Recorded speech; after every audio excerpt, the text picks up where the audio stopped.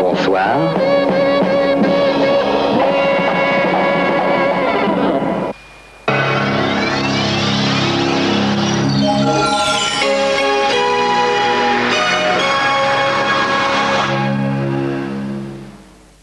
Ciné Dimanche avec Whirlpool. Entrez dans un monde fantastique. Whirlpool, le monde de l'électroménager.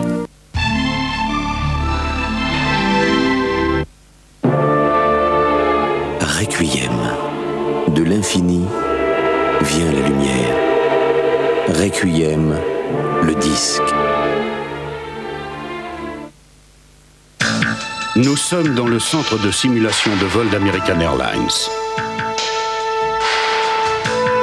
Bien qu'extrêmement sophistiqué, nous l'appelons tous la boîte. Chez American, nous venons ici au moins une fois par an pour tester nos réactions aux différentes conditions de vol. À ma connaissance, peu de compagnies s'impliquent autant en matière de formation. Et si vous êtes l'une des personnes assises derrière moi, je parie que vous penserez que cela en vaut la peine. American Airlines. Un monde sans fil vient de naître. Aujourd'hui, nous faisons parler chacun selon ses désirs, son espace. Demain, nous ferons parler tout le monde, sans être attachés, en toute clarté. Aujourd'hui, nous sommes là où vous nous attendez. Demain, nous serons dans le monde que vous imaginez. SFR, le monde sans fil est à vous. Découvrez les nouveaux tarifs GSM de SFR au 05 15 1995. Grâce à sa formule hypoallergénique sans alcool, le nouveau déodorant Brut Peau Sensible est efficace en respectant la peau. Brut Peau Sensible.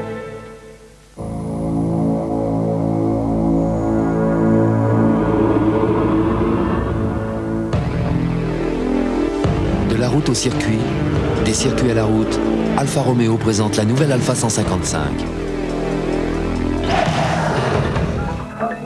Nouvelle performance, nouvelle tenue de route, nouveau confort et toujours le plaisir de conduire une Alfa Romeo. Nouvelle Alfa 155 à partir de 94 700 francs, climatisation comprise.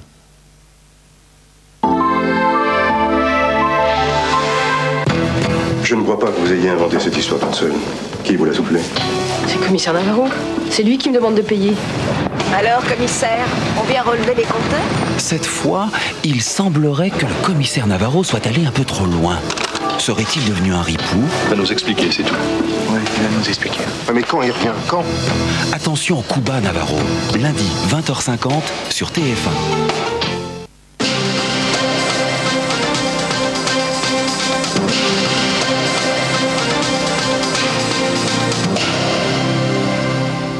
Bonsoir, les sports d'abord et la victoire de Michael Schumacher au Grand Prix du Brésil de Formule 1. Damon Hill a été contraint à l'abandon et le duel tant attendu a fait long feu. Schumacher devance David Coulthard sur Williams Renault. David Berger. Schumacher-Hill, le duel de l'an dernier reprend dès le début de la saison. Les deux hommes sont au coude à coude sur la première ligne, mais c'est l'Allemand qui prend le meilleur départ. Au 17e tour s'ouvre le bal des ravitaillements. Le champion du monde est le premier à rejoindre ses stands, puis c'est au tour de Damon Hill. Et malgré un arrêt un peu plus long, le Britannique prend la tête de la course jusqu'au 31e tour, le tournant de ce Grand Prix.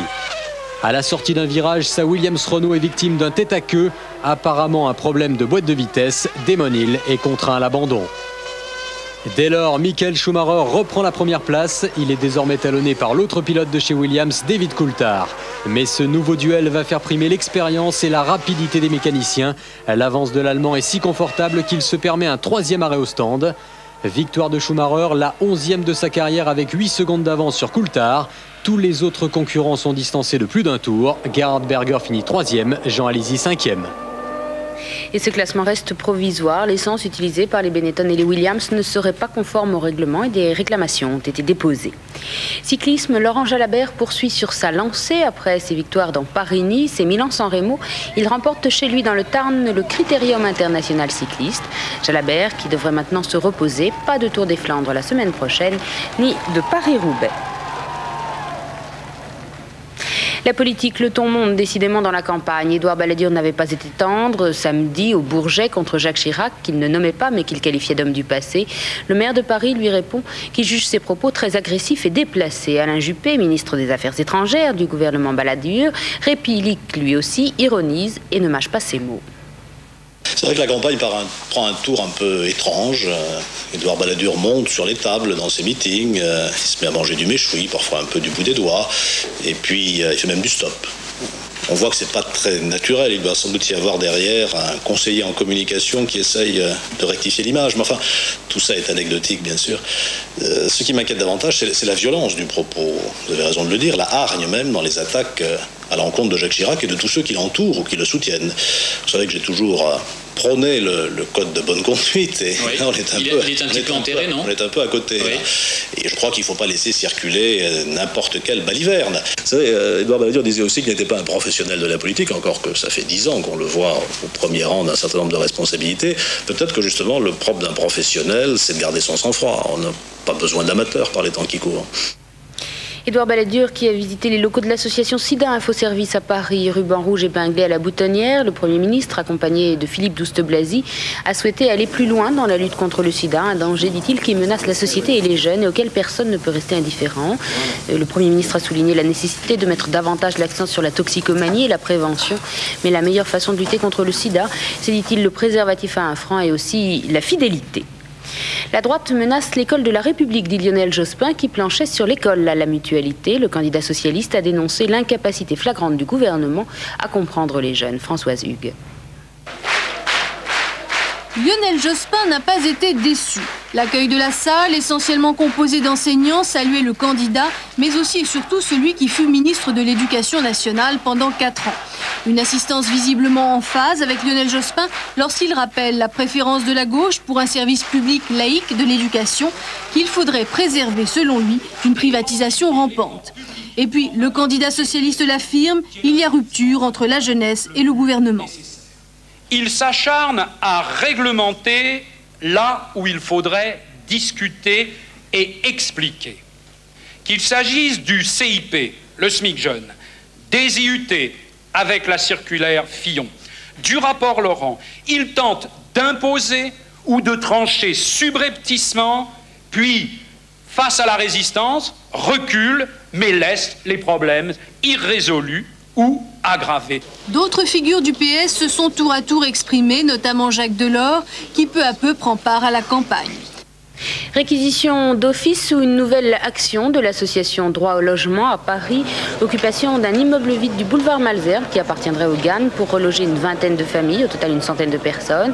Et comme à chaque fois, plusieurs personnalités ont participé à cette opération, comme le professeur Schwarzenberg, Monseigneur Gaillot ou la comédienne Miu Miu. À l'étranger, l'exode des Hutus s'amplifie au Burundi. Ils sont des dizaines de milliers à fuir vers le Zaïre, tandis que l'armée, majoritairement Tutsi, se félicite du retour au calme dans les quartiers de Bujumbura qu'elle a nettoyés. Les images difficiles de ces massacres, commentées par Dona Vidal-Revel. Cette fois, c'est sûr, les Hutus n'avaient pas menti. Les massacres ont bien commencé. L'escalade de la violence de cette fin de semaine au Burundi, et plus particulièrement dans sa capitale, Bujumbura, a dégénéré en massacre interethnique. Les militaires Tutsis ont fait un véritable carnage. Grenades dans les maisons, tirs en rafale dans les rues, exécutions à bout portant et mutilations à l'arme blanche. Impossible d'évaluer le nombre de victimes. D'après les premiers documents reçus et les témoignages, plusieurs centaines. Des colonnes de réfugiés ont pris d'assaut les routes. Les 850 soldats zaïrois chargés de maintenir l'ordre aux portes du camp d'Ouvira ont été incapables de contenir le flux continu d'une population burundaise affolée. Selon le cabinet du ministre, ils sont plus de 35 000 à fuir vers le Zaïre. Tous les pays voisins sont inquiets. Ils ont peur que ces nouveaux affrontements ethniques entre Hutus et Tutsis n'atteignent la même envergure que ceux du Rwanda l'année dernière, où plus d'1 million de personnes ont été massacrées. Il n'est pas encore question d'évacuer les 500 Français qui vivent au Burundi, mais le retour en France est conseillé aux familles pour les vacances de Pâques. Un avion est spécialement affrété dès mardi prochain. En Bosnie, Radovan Karadzic, le leader des Serbes, ordonne la mobilisation générale dans sa République serbe autoproclamée, mobilisation de la totalité des effectifs humains et matériels, une réponse à la récente offensive bosniaque qui a repoussé les Serbes sur 2 fronts dans le centre et le nord de la Bosnie. 200 millions d'Européens peuvent depuis 24 heures voyager sans contrôle en Europe. Les accords de Schengen sont entrés en application et avec eux la suppression des frontières intérieures de 7 pays européens. La France maintient pour une période probatoire de 3 mois ses contrôles aux frontières terrestres et portuaires. Donna Vidal-Revel. Apparemment, rien n'a changé. Ce matin, la ville de Schengen au Luxembourg ne connaissait ni trouble ni excitation particulière. Et pourtant, avec ce passage à la phase active des accords de Schengen, les 7 pays signataires ont vu leurs frontières intérieures pratiquement rayées de la carte. Ce nouveau noyau européen doit donc désormais renforcer ses contrôles extérieurs. Ici, à la frontière germano-polonaise, dernier rempart à l'est de l'Europe de Schengen, pratiquement rien n'a changé, à l'exception d'une connexion informatique. À minuit 1 précise, les ordinateurs des postes frontières ont été déconnectés de leur serveur allemand pour se connecter à la base de données européenne basée à Strasbourg, qui contient 10 millions de fiches et près d'1 million de noms de personnes dites indésirables. Pour les ressortissants de l'Union européenne, le contrôle est bref et non systématique. En revanche, lorsqu'une voiture polonaise se présente, les passagers doivent remettre tous leurs papiers d'identité aux gardes-frontières qui partent consulter l'ordinateur. Il faut dire qu'une fois passée cette frontière, cette famille sera libre de parcourir pratiquement sans contrôle la nouvelle Europe de Schengen. Une image à faire frissonner pour terminer, frissonner de peur. Un funambule qui tentait à Berlin un record du monde a échappé à une chute de 50 mètres. Le fil est étendu sur 620 mètres entre la tour de la télévision berlinoise et la cathédrale. Le fil de ferriste Matthias Traber, vous l'avez vu, 26 ans, remplaçait son père au pied levé, son père grippé. Il a trébuché, lâché son balancier avant de se rattraper in extremis. L'événement était censé symboliser l'humanité sur une corde raide entre la destruction et la protection de la nature. Il s'en sort indemne. C'est la fin de cette édition. Je vous souhaite une très belle nuit.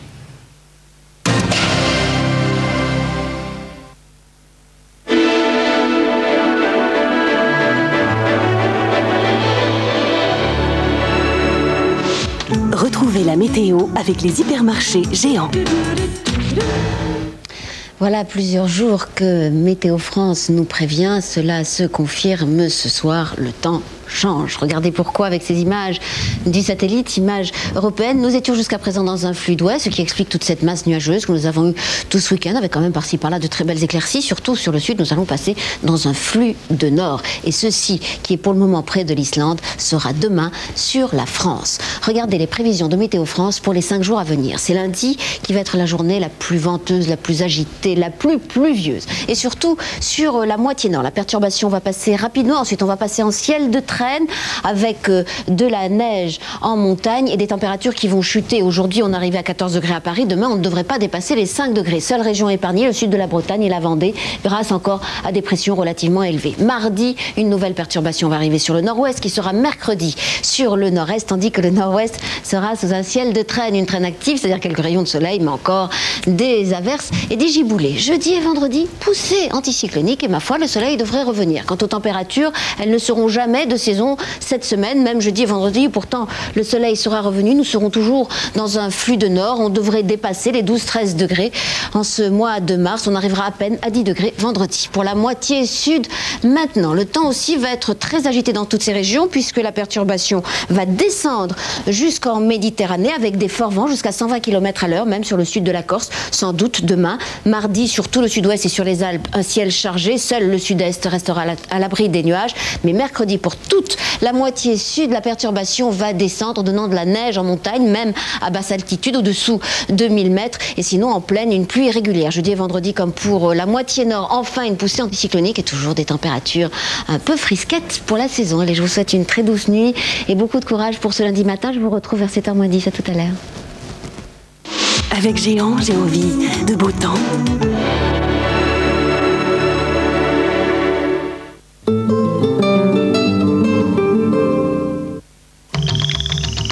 Rien ne saurait perturber ce moment privilégié. Cette exquise tradition venue d'Angleterre. After Eight, de fines feuilles de chocolat noir fourrées de savoureuses menthes fondantes. After Eight, so British. Si vous roulez avec des amortisseurs usés, à 50 km/h, votre distance de freinage peut augmenter jusqu'à 2 mètres. 2 mètres durant lesquels tout peut arriver. Regardez, à gauche avec un amortisseur usé, la roue quitte le sol. À droite, avec un nouvel amortisseur Monroe, votre roue colle à la route et vous vous arrêtez. Net.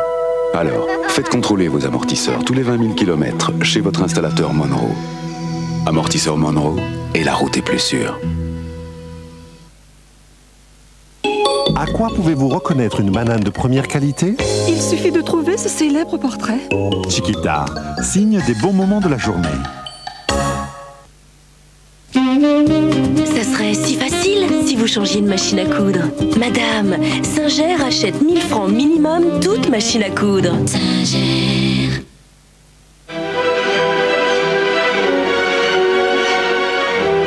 Découvrez la Lancia Kappa. Des lignes sobres et élégantes. Des nouvelles motorisations 5 cylindres pour une puissance souple et équilibrée.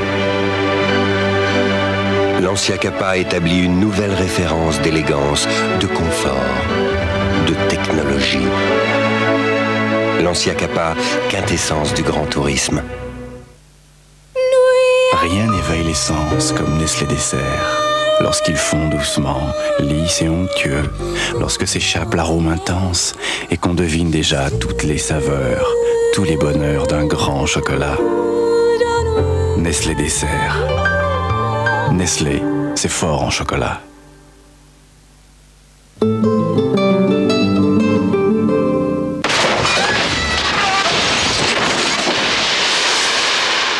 Écoute, c'est grave. T'es enceinte d'un mec qui a tiré sur un flic, ta petite part pour la DAS, tu crois pas qu'il serait temps que tu parles? L'évasion la plus spectaculaire du siècle, magistralement interprétée par Béatrice Dalle. Je pense qu'à ça.